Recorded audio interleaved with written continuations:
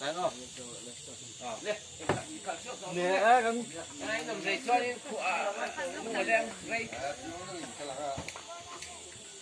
thiên ra gần tâm cái phụ đấy nó lóm lại cái này. Là hai cân tiền thiên ngon đấy, cái con bị đi ra.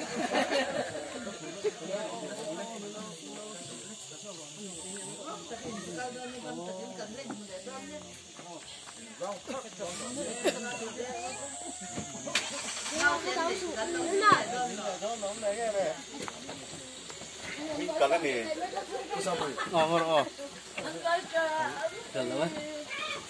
Lúc xuống thang khăn rồi nó sống được rồi.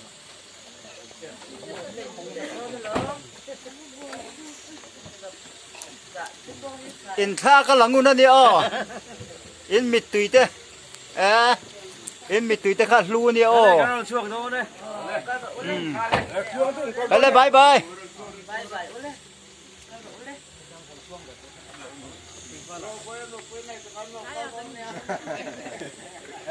phone cái in besel sei lom Cái thằng này mình chụp được. Bye bye udah. Tiền về nó không bằng cái nào đâu.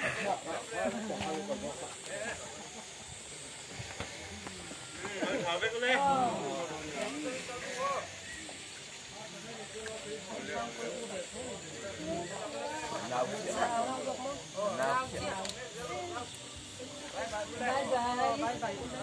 Bye